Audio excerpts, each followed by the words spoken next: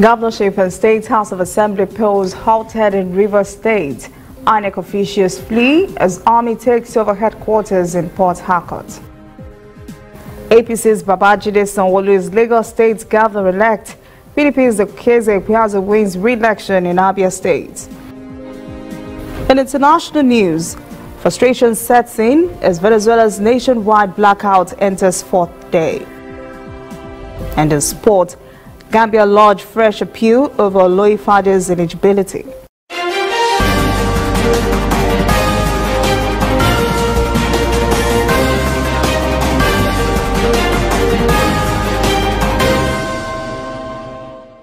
This is ANN News. I am Olajumoke Olatunji.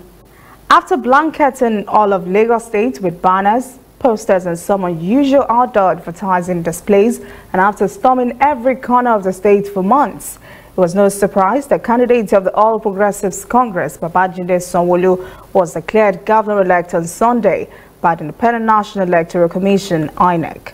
Sanwo-Olu won in a landslide, beating his closest rival, Jimmy Guaido of the People's Democratic Party, by more than 500,000 votes. Sanwo-Olu won all the 20 local governments in the state. His party, APC, won all the 40 state House of Assembly seats. PDP's Jimmy Guaido congratulated Sanwo-Olu and prayed that God would grant him wisdom to run the state well.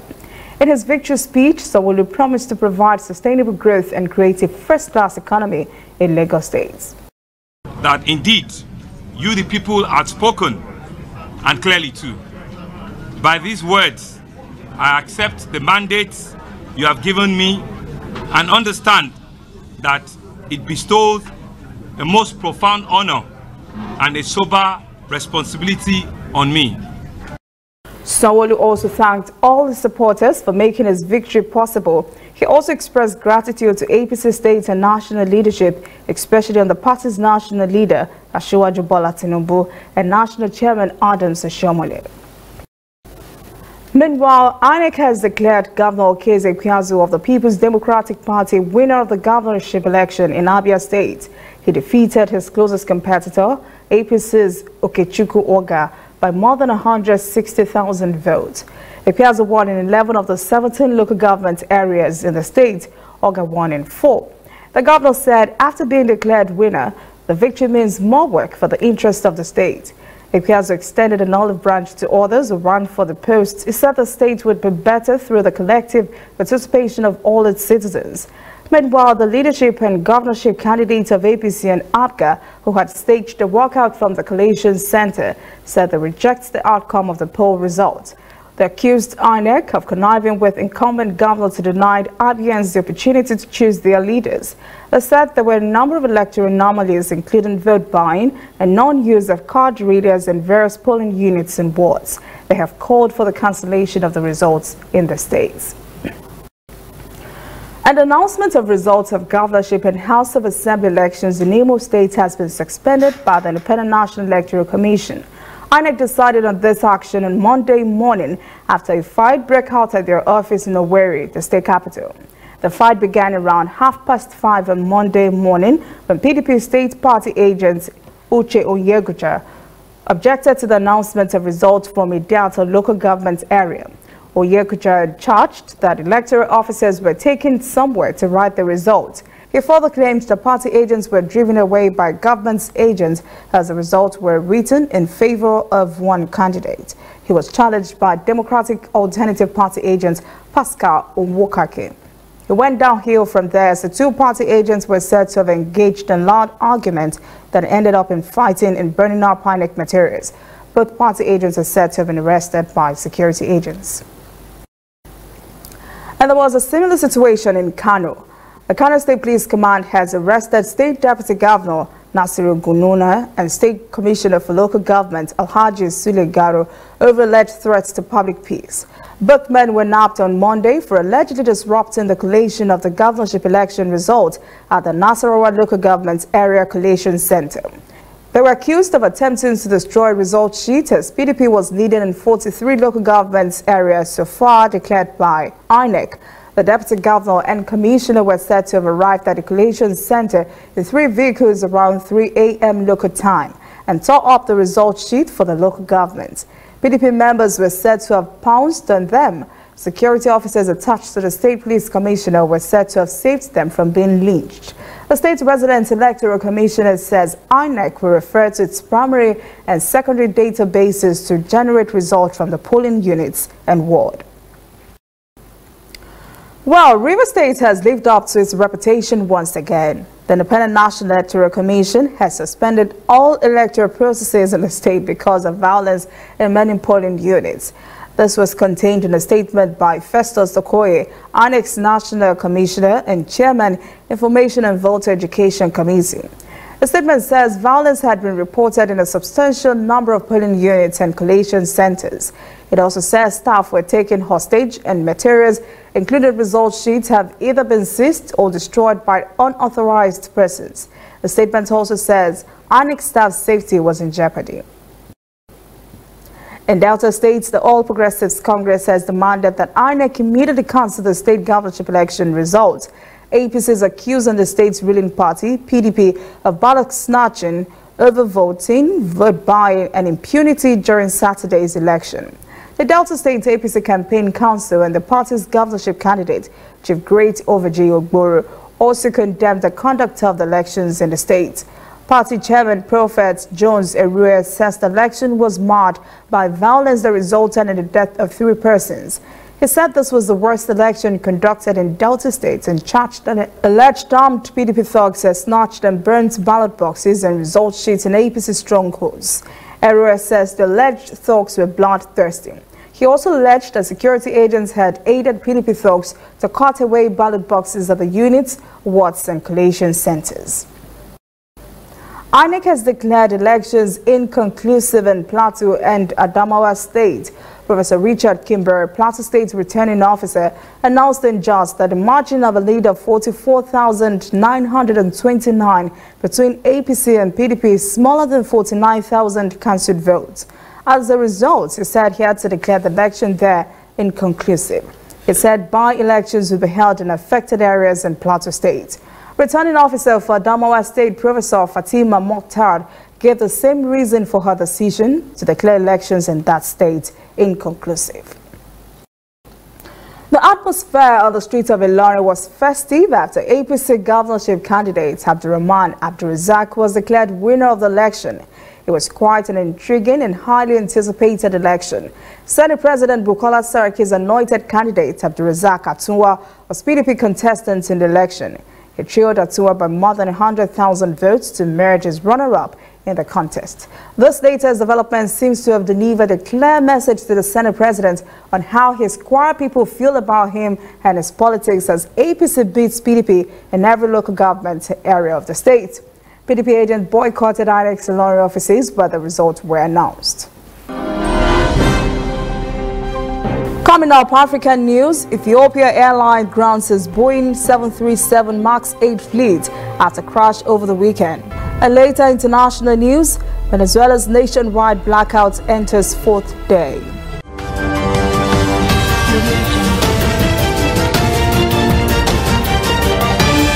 You are watching ANN. This used to be me.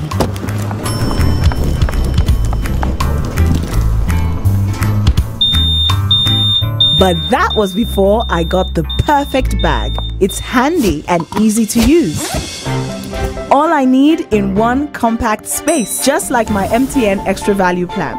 I used to get one plan for my calls and then try to remember which data plan worked for me. Roaming was a totally different ballgame. Not anymore. I've got the MTN Extra Value all-in-one plan. If you're a data buff like me, you get extra data with some talk time. And if you like to make calls, you get extra talk time with some data. And when I'm abroad, I automatically browse, chat, and call right on the same plan. MTN Extra Value was made just for me. More of data or calls, whichever one you prefer. MTN Extra Value is made just for you. Welcome back. This is ANN News. Now to African stories. 32 Kenyans were among the passengers confirmed dead in Sunday's Ethiopian Airlines plane crash. This makes Kenya the country with the highest number of casualties in the crash It has also been reported that 18 Canadians, 6 Egyptians, 9 Ethiopians, 7 French, 8 Americans, and 7 Britons are among the dead.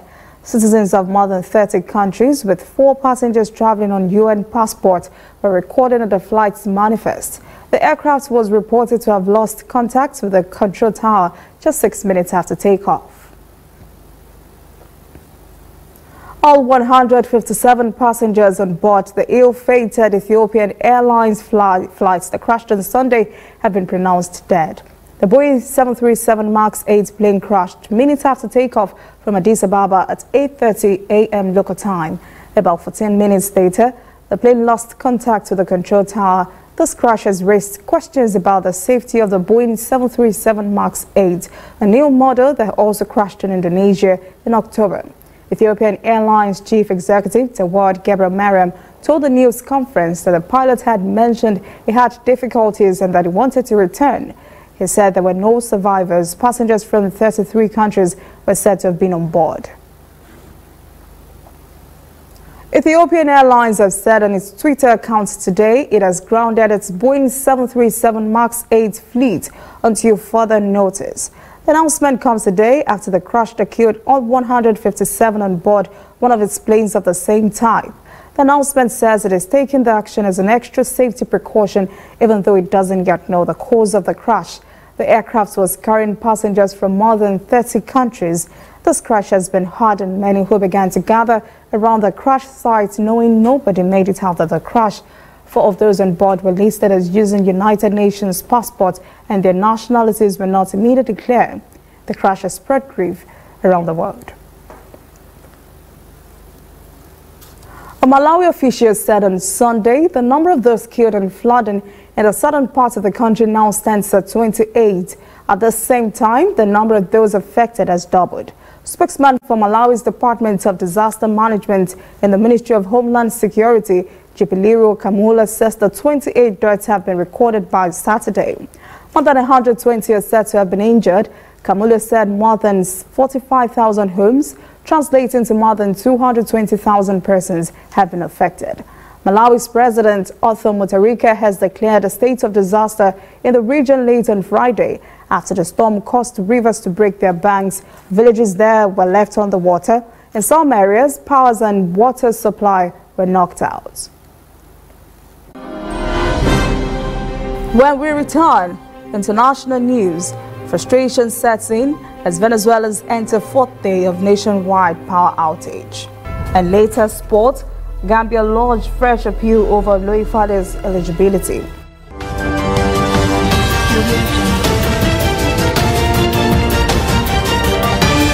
You are watching ANN. Looking for some Disney magic but don't know where to find it? We've got a magical solution just for you. Simply go to DisneyNigeria.mobi and get an exciting selection of games, short videos, wallpapers, shareables, and more.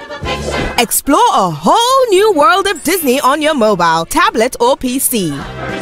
For just 200 Naira monthly, you get to enjoy the fun to infinity and beyond. SMS Disney to 11006 to begin. Terms and conditions apply. This service is only available to MTN customers. Welcome back. This is ANN News. Now to foreign stories. An Indonesian woman accused of killing North Korean leader Kim Jong-un's half-brother, Kim Jong-nam, has been released after the prosecutor withdrew the murder charge. No reasons were given for the prosecution's surprise decision on Monday to drop the murder case. City Asia's lawyer Gu Sun-sang says the woman was grateful that she had been freed. Vietnamese national Duan Thi Huong was also charged with Kim's murder, but she remains in custody. The women were accused of killing Kim by spraying a toxic agent, VX, on his face while he was at Kuala Lumpur's airport in 2017. Kim Jong-nam reportedly had a falling out with the regime of his half-brother, Kim Jong-un. He lived in exile. The U.S.-backed Syria Democratic Forces have resumed their assault against the last ISIL enclave in eastern Syria. The attack is aimed at wiping out the last vestige of the group's self-declared caliphate that once spanned one-third of Iraq and Syria. Explosions and fire illuminated columns of smoke over Baghouz village after the Kurdish-led SDF launched the offensive on Sunday evening. The fighting began after a deadline expired for the group's armed men to surrender. Rustam Hashaki, an SDF commander, says several ISIL tunnels were destroyed by the advancing troops. Hashaki says they had been able to liberate a number of positions and are currently advancing with air and ground support by the international coalition. The SDF has been poised to advance into the enclave for weeks, but have repeatedly held back to allow for the evacuation of civilians, many of them wives and children of ISIL fighters. Venezuelans woke up to the fourth day of an unprecedented nationwide blackout on Sunday, leaving residents concerned about the impact on the South American country's health, communications and transport system. Socialist President Nicolas Maduro has blamed the blackout on American sabotage of the country's Guri hydroelectric dam, but experts say it is the outcome of years of underinvestment. Maduro says is making huge efforts to restore stable and definitive power supply in the coming hours. Maduro's rule is being challenged by leader of the opposition-led Congress, Juan Guaido, who declared himself president recently and has been recognized by many countries as a legitimate leader of the nation. The blackout, which began Thursday afternoon, increased frustration among Venezuelans already suffering widespread food and medicine shortages. The once prosperous OPEC nation's economy is suffering a hyperinflationary collapse. Food rotted in refrigerators, people walked for miles to get to work. Caracas subway is down. Relatives abroad are having a tough time reaching their people in the country because of intermittent telephone and internet connection. Iran's President Hassan Rouhani has arrived in Baghdad, Iraq's capital. This is Rouhani's first official visit to the nation, against which Tehran once fought a bloody war. It later backed Iraq in the battle against Islamic State of Iraq and the Levant Group. Rouhani was welcomed by Iraqi Foreign Minister Mohammed al-Hakim on Monday. Since Rouhani's election in 2013, Iraq has relied on Iranian paramilitary support to fight ISIL, following the group's capture of the Iraqi city of Mosul and other territories in both Iraq and Syria.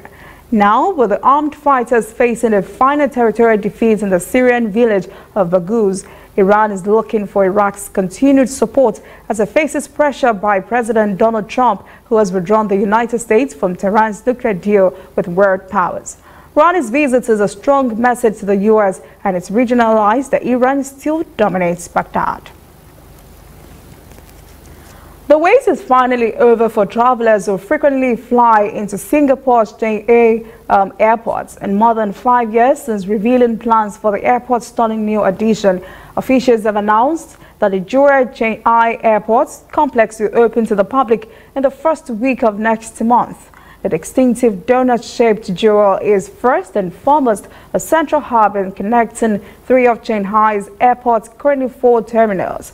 Conceived by world-renowned architect Moshe Safdiev as a new magical garden, Jewel Chennai Airport is nearly 1.5 million square feet. It is reported to have cost a whopping $1.25 billion to build.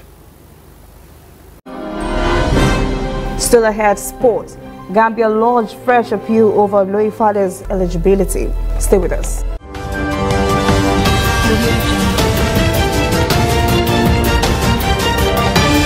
You are watching ANN.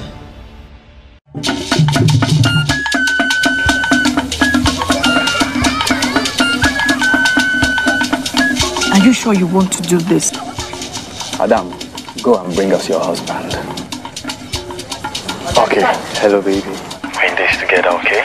Can you hear me? Keep coming forward. Wait, stop. You okay, lean to your right. Keep walking down. Keep walking to the left. Yes. You're almost here. Keep going. You are here. Wow, you did it. I'm just so glad I didn't have to use my cane to do this. And I am so glad no other man got you before me. Let me be your eyes. We will never stop working to give you a network you can rely on, so you can enjoy life's special moments. MTN, everywhere you go. Welcome back. This is ANN News and Sport. The Gambia Football Federation has appealed to the Court of Arbitration for Sport over the eligibility of Togo's defender Adewale Olufade, who played in an Africa Cup of Nations qualifier between the two countries. Last month, the Confederation of African Football dismissed the GFF's initial appeal, which claimed Olufade did not meet the necessary criteria to play for the Sparrow Hawks.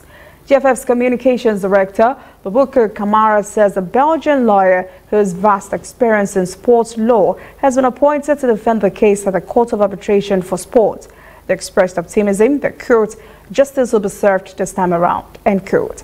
CAF ruled the Togolese Football Federation was able to prove that Olufade was born in Togo, making him eligible to play. FIFA has been urged to start an investigation into claims against World Football governing body. The charge says FIFA was offered a secret television deal by Qatar's state-run broadcaster Al Jazeera just 3 weeks before it awarded the 2022 World Cup to the Gulf states. Documents published by the Sunday Times in the UK appear to show the executives from Al Jazeera signed the television contract as the bidding campaigns to host the World Cup came to a close. The alleged contracts include a fee of $100 million that would be paid into a designated FIFA account if Qatar was successful in the 2010 World Cup ballots. In December that year, Qatar surprisingly beat rival bids from the United States, Australia, South Korea and Japan to host the tournament. Al Jazeera was owned and controlled by Qatar's Emir Sheikh Hamad bin Khalifa Al Thani, who was a driving force behind the bid.